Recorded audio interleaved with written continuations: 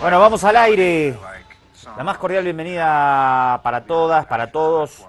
Esto es Ojo con los Medios por el Abya Yala. Obviamente arrancábamos con U2, U2, la mítica ya banda irlandesa. Sí, con un clásico, Domingo Sangriento Domingo, recordando aquella masacre de los paracaidistas británicos en la ciudad de Derry, en el barrio de Derry, mejor dicho, en el Ulster, en Irlanda del Norte, el 30 de enero del 72, donde asesinaron a 14 civiles, y lo contamos porque ayer murió el famoso sacerdote Edward Daly, que fue el que aparece con el pañuelo blanco para tratar de ayudar a los heridos producto de esta masacre británica. Historia de la ocupación británica en el seno del Reino Unido. Vamos a recordar con una notita de Euronews a este sacerdote que acaba de fallecer. Edward Daly, personaje icónico del conflicto en Irlanda del Norte, ha muerto a los 82 años. Daly fue aquel sacerdote que el 30 de enero de 1972, durante el Bloody Sunday, agitó un pañuelo blanco ensangrentado ante los soldados. Su intención entonces era ayudar en la evacuación de un herido, pero esa imagen, tan cargada de contenido, convirtió al cura en un icono para los católicos de Irlanda del Norte y decantó a la opinión pública a favor de los manifestantes. Daly fue nombrado obispo 2 años después.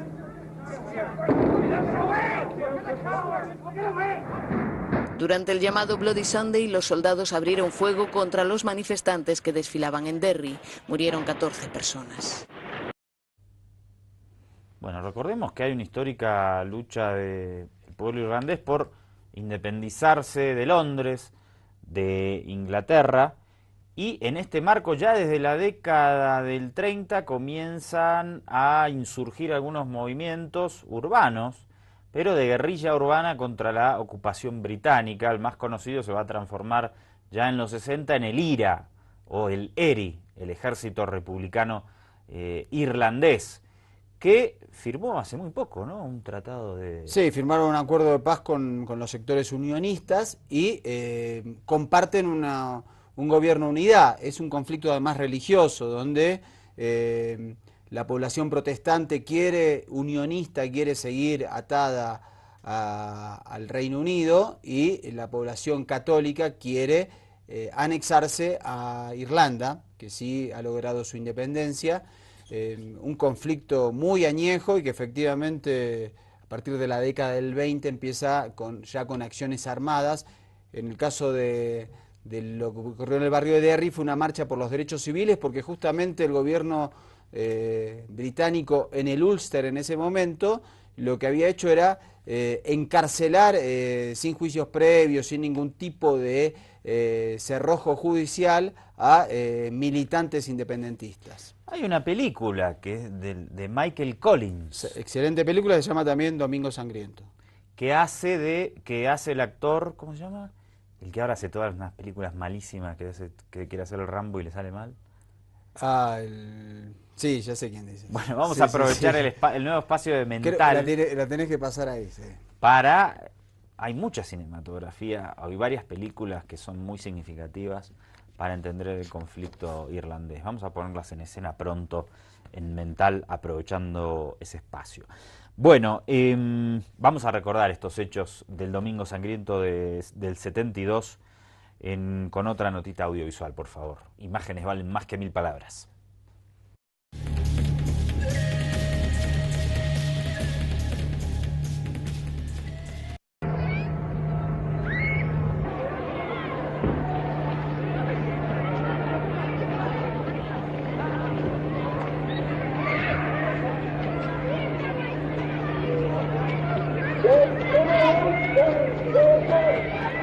Ahí están las masivas movilizaciones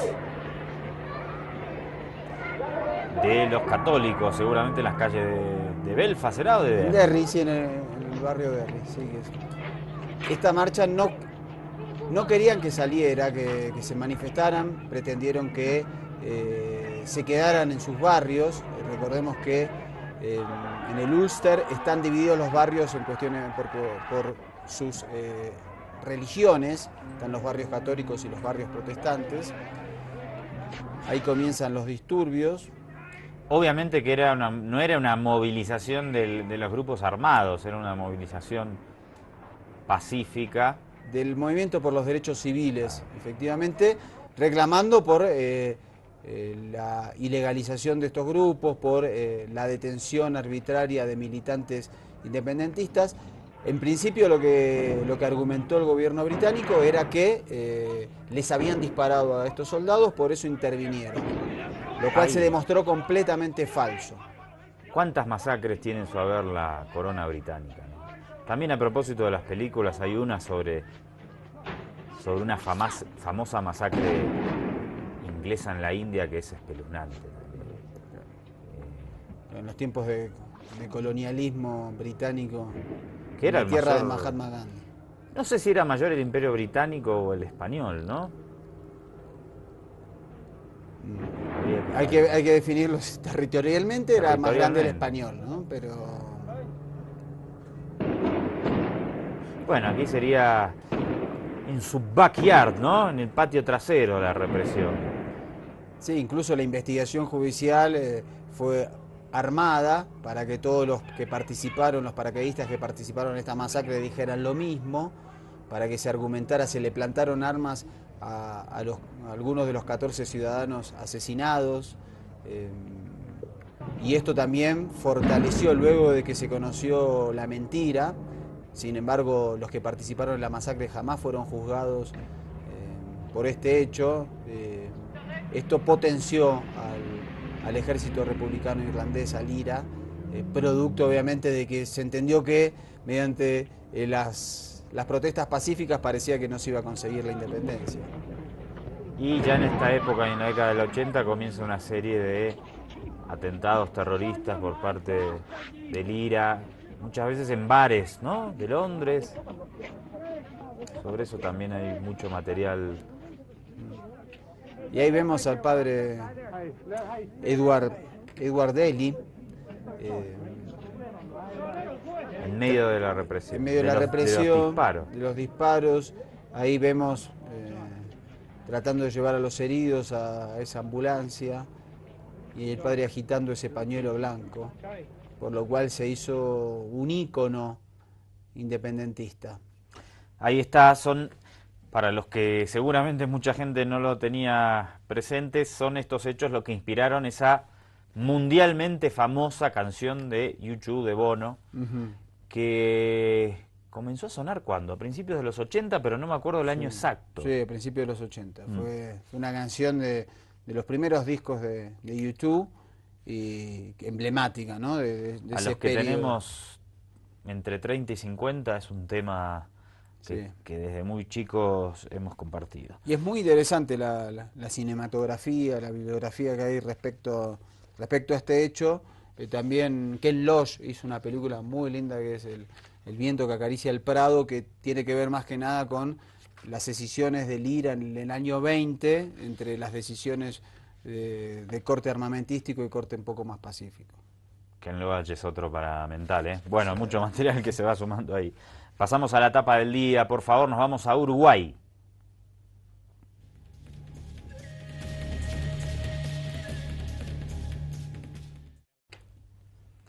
La República en Montevideo, que viva Montevideo, que viva la banda oriental, que viva la República Oriental del Uruguay, que viva José Artega. Viene hoy con todo, sí. No, y Dígame. Eleuterio Huidobro que falleció. Que falleció, ministro de Defensa, uno de los 9 líderes tupamaros que estuvieron casi toda la dictadura presos de una manera inhumana, en aljibes, en cuevas. En la dictadura trató de volverlos locos, tan locos no los pudo volver porque lograron ser gobierno.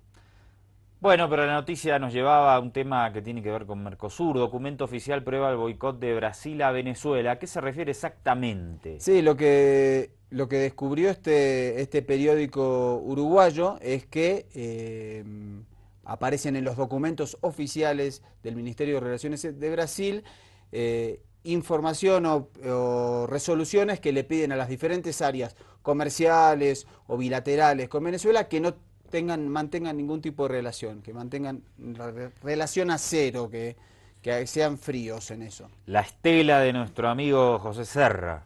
Exactamente. Y otra cuestión, Brasil, Uruguay y la Argentina se van a reunir este viernes para definir su posición respecto al traspaso que hizo Uruguay de la presidencia pro tempore del Mercosur a Venezuela. El propio canciller paraguayo tuvo declaraciones muy fuertes y dijo que Venezuela estaba ejerciendo de facto la presidencia del Mercosur, así que esta semana, el fin de semana y la próxima vamos a tener novedades pesadas al respecto. Vamos con Tibisay Lucena, que habla, la presidenta del Consejo Nacional Electoral venezolano, hace una valoración sobre si es posible hacer el referéndum revocatorio este año o no. A ver, ¿qué pasará? ¿Cuál es la versión oficial? Si se cumpliesen todos los requisitos establecidos en la norma, la recolección de firmas con todos los aspectos de seguridad y técnicos, operativos y logística, probablemente la recolección del 20% de la firma se llevaría a cabo hacia finales de octubre, una vez cumplido con todos los requisitos que establece. Ahí está Tibisay Lucena. Vamos a seguir viendo más material. Sí, y lo que parece es que con estos tiempos que marcó la presidenta del Consejo Nacional Electoral, que si todo está en orden en octubre sería la junta del 20% de las firmas, recién el año que viene habría el revocatorio. Pero la oposición dice que tiene que ser este año. Sí. Ahí va a estar pesado eso. Va a estar pesado. Vamos a ver, a propósito de los plazos, una nota de Telesur. Adelante. Según el artículo 72 de la Constitución de la República Bolivariana de Venezuela, luego de transcurrida la mitad del periodo para el cual fue elegido el presidente Nicolás Maduro, un número no menor del 20% de los electores inscritos en el Consejo Nacional Electoral puede solicitar la convocatoria de un referéndum para revocar su mandato. El periodo presidencial de Nicolás Maduro inició el 19 de abril de 2013 y finalizará el 10 de enero de 2019. Por lo tanto, ya cumplió 3 años. De acuerdo al artículo 72 de la Constitución, el procedimiento del revocatorio se divide en 3 etapas. 1. Iniciativa del referéndum. Se deben recoger las manifestaciones de voluntad del 1% de la población votante, es decir, 195.721 firmas. Esto en un lapso de 30 días hábiles, utilizando el formato entregado por el CNE. Este requerimiento otorga a una organización política, en este caso la MUD, a ser representante ante el ente electoral para la solicitud del referéndum. La comisión tendrá 5 días continuos para verificar el número de voluntades que respaldan la solicitud. Posteriormente, el CNE fija el plazo de la validación de las firmas a través de la captación de las huellas dactilares. 2. Recolección de las firmas para la convocatoria. En los centros determinados por el CNE y en un lapso de 3 días se deben recolectar el 20% de las firmas de los electores inscritos en el CNE, lo que representa 3.9 millones de venezolanos, para que se logre convocar el referéndum. 3. Procedimiento electoral. La resolución fija 3 requisitos para que pueda revocarse el mandato presidencial. A. El número de electores participantes en la jornada electoral debe ser del 25% del total del padrón electoral, es decir, 4.900.000 personas. B. El número de votos a favor de la revocatoria debe ser igual o superior al número de votos de los electores que eligieron al presidente revocable. En este caso, serían 7.587.579 votos. C. El número de votos a favor de la revocatoria debe ser superior al número de electores que votaron en contra de la misma. Si el referéndum se produce después de los lapsos establecidos por el reglamento electoral y el presidente es revocado, se encargaría del cargo el vicepresidente ejecutivo por el resto del periodo, es decir, hasta el 10 de enero de 2019. Bueno, qué problema, el referéndum nos angustia a todos, porque evidentemente no hay un acuerdo. El gobierno ya ha dicho, ya ha asegurado que este año la oposición no va a llegar, los acusan de no haber juntado las firmas cuando debían, de que tardaron y como tardaron no han logrado que sea cumplir con los pasos para que sea este año. Si es el año que viene, puede ser que salga Maduro, pero va a seguir un gobernante bolivariano, el vicepresidente, por eso la oposición quiere hacerlo este año, y no se ve que puedan llegar a ningún tipo de acuerdo. No, además las firmas que presentaron, muchas eran fraudulentas, había aparición de personas fallecidas, de falta de datos en muchos de esos. Entonces eso y esa también, era la primera etapa, que era un 2%. Exactamente. En la que viene tienen que juntar 20%. 20 y ahí van a aparecer, y ahí Sí. se arma el tole-tole. Fíjate, a propósito del tole-tole, la diputada o la exdiputada ultraderechista María Corina Machado, venezolana, nos ofrece el tuit del día.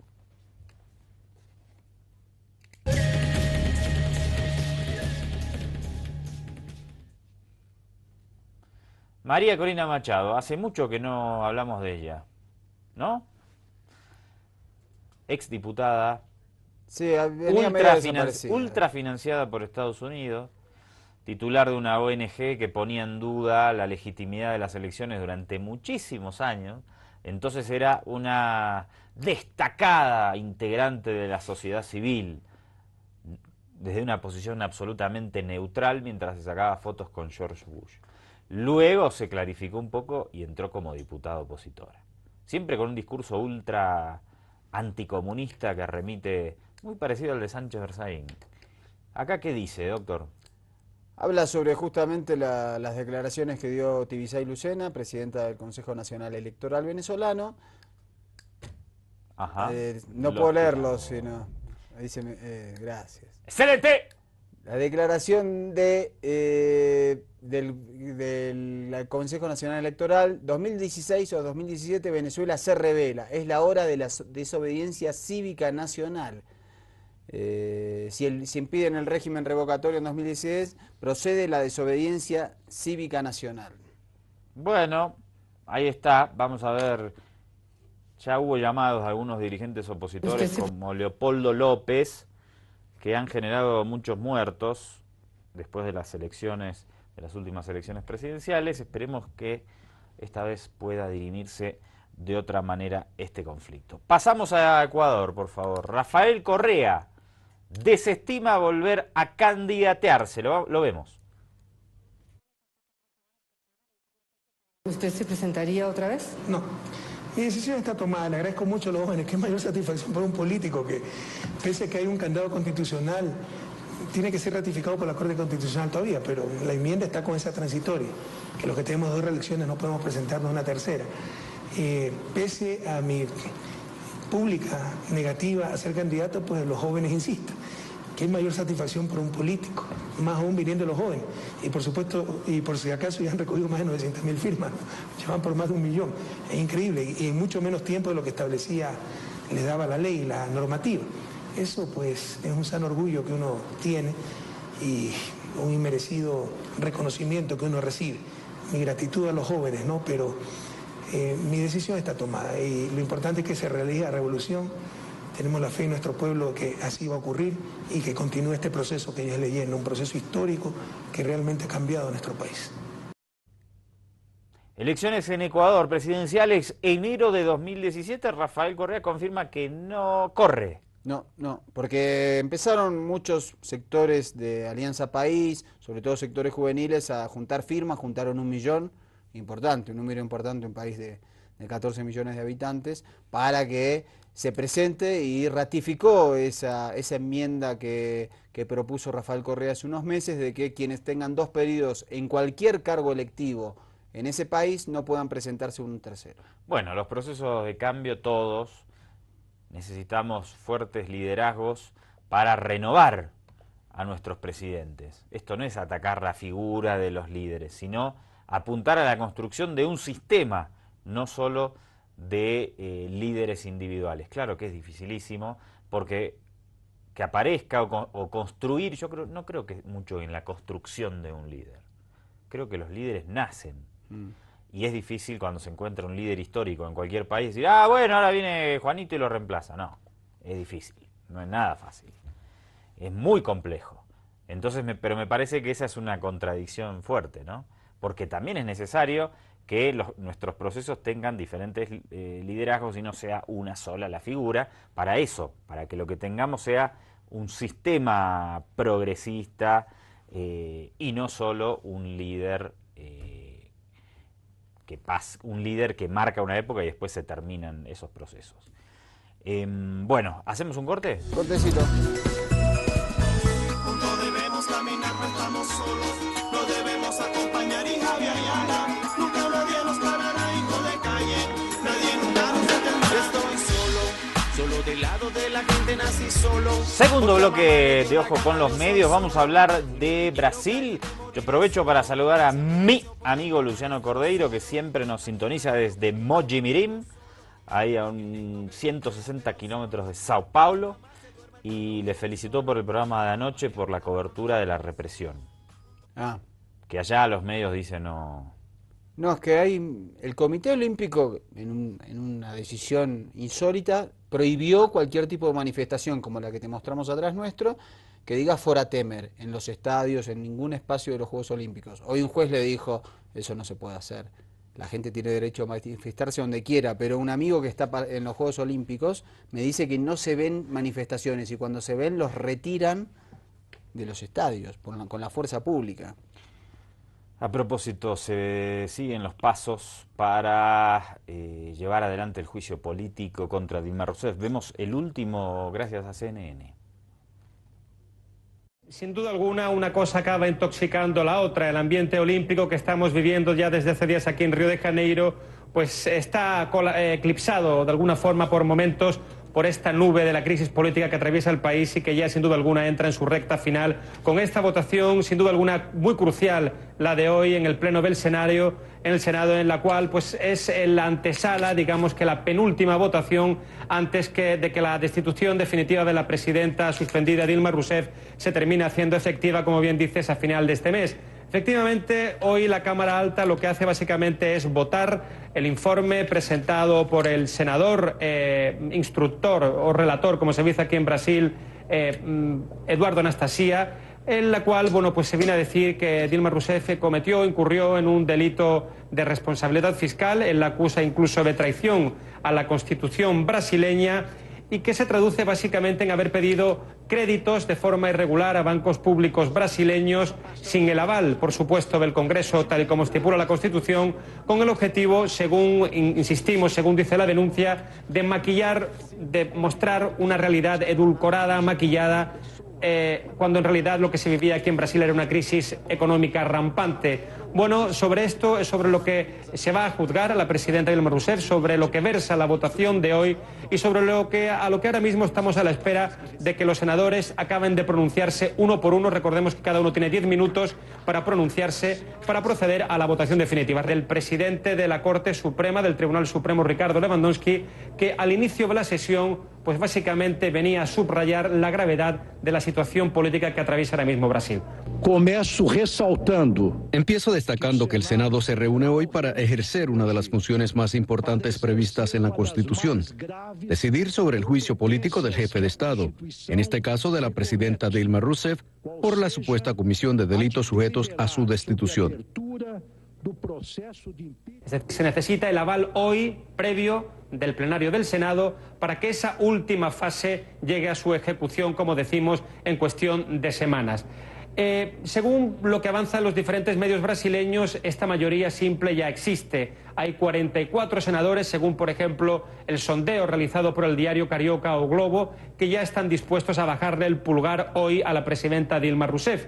En la última votación será necesario un número mayor de apoyos para llegar a la destitución definitiva, para aprobar la destitución definitiva. Serán 54 votos, como tú bien explicabas, y esto es algo que también los diferentes medios de comunicación ya comienzan a avanzar, que existe este mínimo de apoyos para llegar a ese punto de no retorno por el cual, pues la presidenta Dilma Rousseff, actualmente suspensa, pasaría ya a ser la presidenta destituida y por lo tanto a dejar de tener absolutamente cualquier tipo de función presidencial, y su sustituto, el que actualmente es el presidente interino, Michel Temer, ya asumiría las riendas del país hasta el final del mandato, a finales del 2018.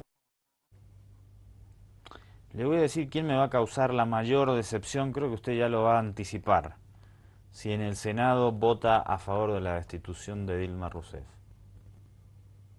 Romario, el senador Romario, que me parece que siempre fue un tipo crítico de algunas cosas. Sí, fue el más votado, supuestamente con unas posiciones progresistas, si no vota y condicionó su voto. Él votó para la destitución originariamente, pero dijo que esperaba que no se tocaran ninguno de los beneficios sociales que había llevado adelante el gobierno del Partido de los Trabajadores. Esto sí está sucediendo, veremos si es leal a ese pensamiento. Bernie Sanders dice que el impeachment se parece a un golpe de Estado. Vamos a ver al líder demócrata de Estados Unidos. Sanders en Estados Unidos critica los esfuerzos para remover de su cargo a la presidenta democráticamente electa de Brasil, Dilma Rousseff. El senador emitió un comunicado donde dijo estar preocupado por el proceso de juicio político contra Dilma Rousseff, que comparó con un golpe de Estado. Resaltó además que la decisión de remover a Dilma de su cargo no fue legal, sino política, e hizo un llamado a Estados Unidos a no mantener silencio mientras se desmoronan las instituciones democráticas de uno de los aliados más fuertes, más importantes para Estados Unidos, dice en este documento Bernie Sanders. Y en estos Juegos Olímpicos, quien le dio la primera medalla de oro al Brasil no fue como el gobierno de Michel Temer, que está repleto de blancos, de multimillonarios, donde no hay negros y mujeres, sino que una mujer negra y de la favela Ciudad de Dios le dio la primera medalla al Brasil. Rafaela Silva creció en la favela Ciudad de Dios y ahora es campeona olímpica de judo en la categoría de menos 57 kilogramos en los Juegos de Río 2016. Yo creo que cada niño tiene un sueño. Si tiene un sueño, tiene que creer, luchar, porque aunque demore, se logra. El judo le ayudó a protegerse de los peligros de su barrio. Ha pasado hambre y ha sido pobre toda su vida. Pero hoy, tras derrotar a la mongola Sumilla Dorksuren, puede celebrar. Después del combate con la coreana, yo vi que yo podía llegar. Ella era realmente la oponente más difícil que yo tenía. Yo solo podía pensar que yo estaba ahí, que quería subir al podio. Nadie puede quitarme eso en mi casa. Rafaela tiene ahora una medalla de oro olímpica en campeonato sudamericano y en panamericano, así como un segundo lugar en el Mundial de Judo. ¿Qué sigue para alguien que ya lo ha ganado todo? Bueno, y a propósito, Rafaela apoya a Dilma. E eu estarei apoiando a Dilma, né, porque ela incentivou bastante o apoio dos nossos atletas, né? A gente tem um plano medalha, o Bolsa Pódio, então para mim, assim, para os meus companheiros de treino, ela está fazendo muita diferença para a gente buscar nossos sonhos.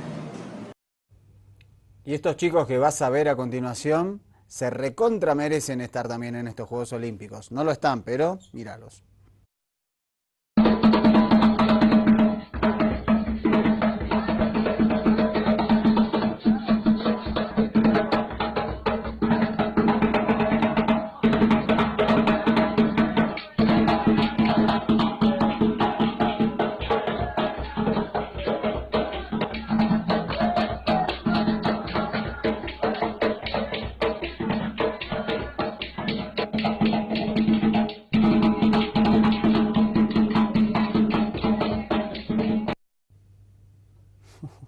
Estos en Río dan descalzos los muchachos. Mañana voy para trabajar con ellos. Una genia. La demostración que a veces cuando hay una cuestión que son las oportunidades, ¿no? Seguimos con los Juegos Olímpicos, la emoción olímpica, un atleta que escapa de la guerra en Siria. La historia es de la BBC.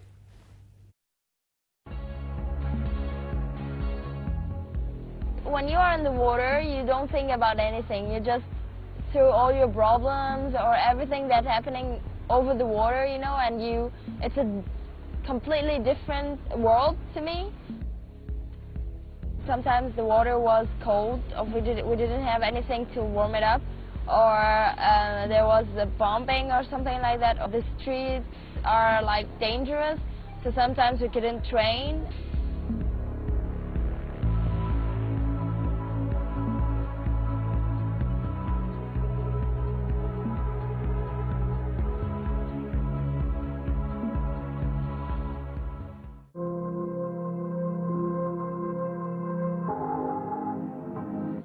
boat was, I think it was not good. The motor stopped. Then they said someone had to go to the water. My sister jumped in, and she didn't let me go to the water, but after that I jumped with the other side. Of course we were scared, but we had to try. Like, it's the same. Maybe I'm gonna die on the way, but I'm almost dead in my country. My life was just passing through my eyes. Yeah, it was cold. We said that it would be a shame that we will die in the water and we are swimmers.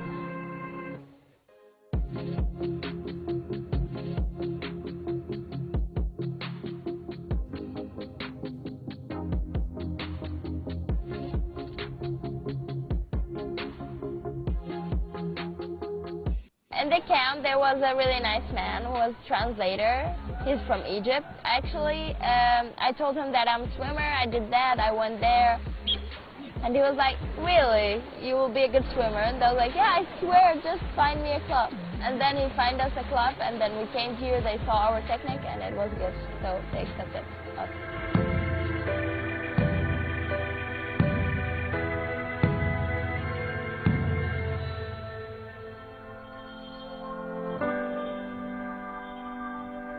Yeah, first I came here, the language was hard and I didn't know anyone.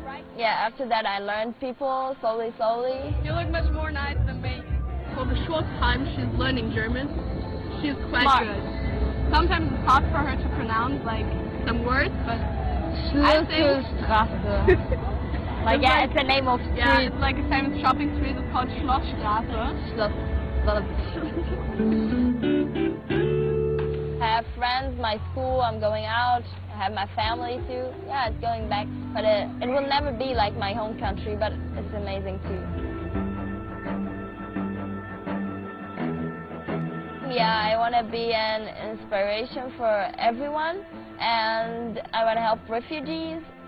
Life will move on, life will not stop for you because you have pain. No, you have to move on, you have to work on everything. Bueno, por fin una historia que nos trae un poquito de esperanza y una buena para Angela Merkel, ¿no? que recibe tantas críticas por tener brazos abiertos para miles de refugiados. Sí, y esa política de refugiados la ha llevado a tener el odio de parte de una clase política ultraderechista, el surgimiento de movimientos islamofóbicos como Pegida, y el resurgimiento de partidos en una Alemania que la palabra nazismo es una mala palabra y se la ataca fuertemente. Parece que ha resurgido lamentablemente. ¿Hacemos un corte? Cortecito.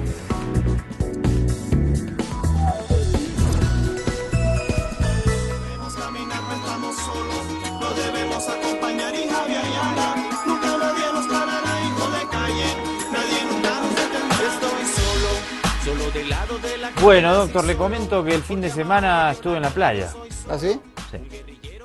Estuve en California. Epa. Un viaje así... Relámpago. Un relámpago en mi helicóptero particular fui. Qué lujo. Y tomé algunas imágenes ahí mientras hacía surf en el mar. Vamos a verlas, por favor.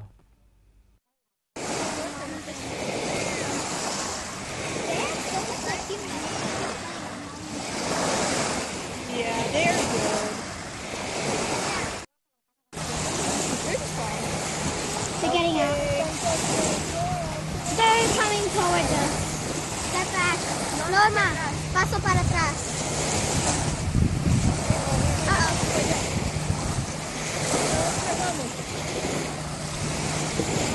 Mom.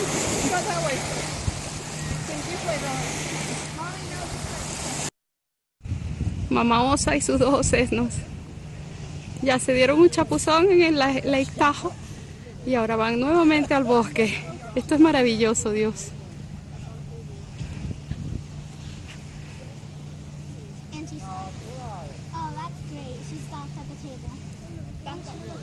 Oh, creo que quieren comer.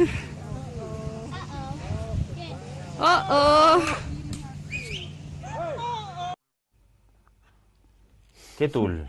Impresionante. Raro, ¿no? Y vos el oso se te pone... Guarda con los osos, sí, son claro, bravos. te Sí, sacuden. y más si está con crías, se pone más defensiva.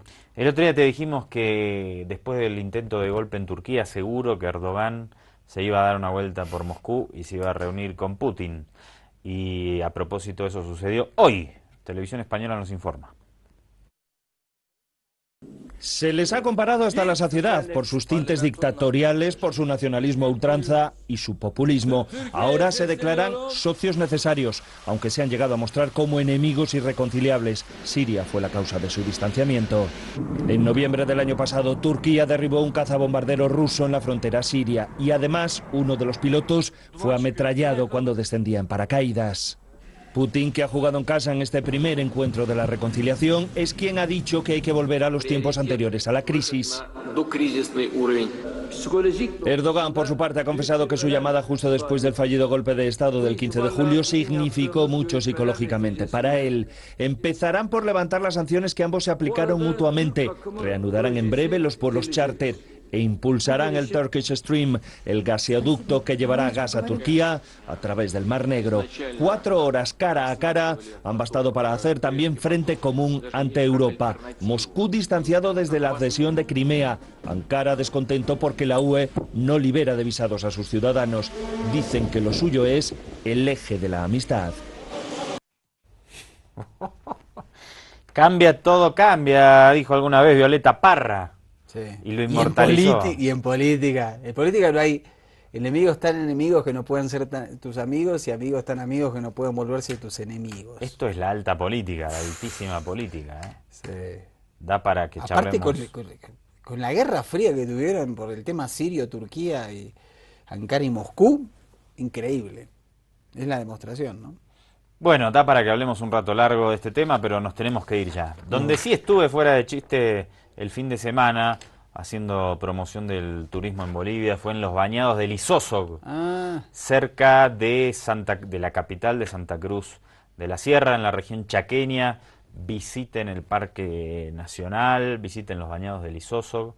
Allí filmó su película Juan Carlos Valdivia y Guimarães, un lugar para mí desde hace mucho tiempo. Conozco el Chaco del lado paraguayo, del lado argentino y del lado boliviano. Es un lugar mágico el Chaco. No sé cómo se les ocurrió hacer una guerra ahí, pero bueno, es un lugar por las condiciones climáticas, por lo y pasa cerrado, que era el territorio en disputa. Por lo cerrado del monte, claro, se creía que había muchísimo petróleo. Bueno, se creía que ahí sea Arabia Saudita de Sudamérica iba a ser Bolivia. Iba a ser el Chaco más que Bolivia, ¿no? Bueno, claro, estaba en esa zona, por eso se empezaron a disputar, ¿no? Bueno, todo el mundo ahí toma mate, ¿eh? Claro, frío. No, no, no. ¿Caliente? Caliente, casi 80, no sé cómo toman caliente. Tomen tereré. Pero está bien porque las bebidas calientes equiparan la temperatura ambiente. Pero usted tomó tereré en Asunción. Sí, tomé. Es súper refrescante. Sí. Sí, sí. Bueno, mañana traemos tereré en vivo. Acá hace un ofri, nos vamos a congelar. Bueno, pero a propósito, vi unas imágenes que refieren a la sequía impresionante que hay. Vamos a verlas, por favor, mientras las comentamos. Esto es el río Parapetí. Fíjate cómo está el río Parapetí hoy. Claro que es un momento de... Con audio, ¿eh?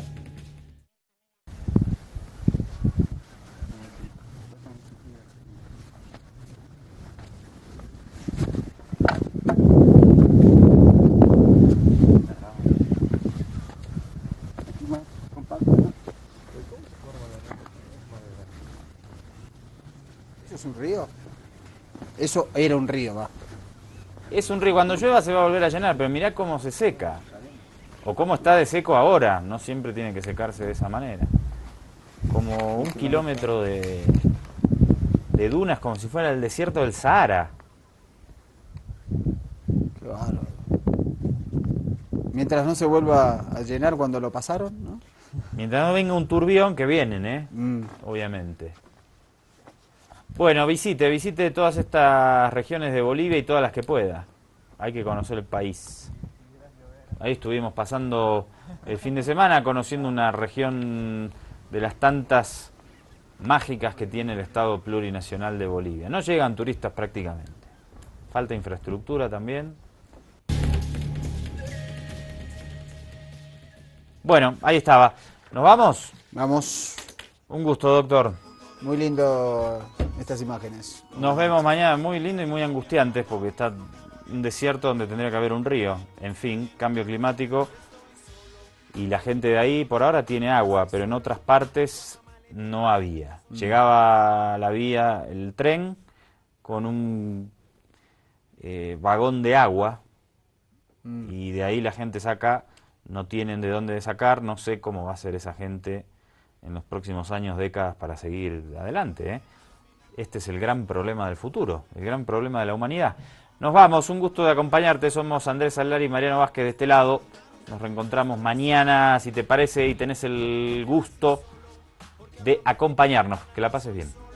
Un guerrillero caribe moriré solo, si a mi presión pueden llenar el...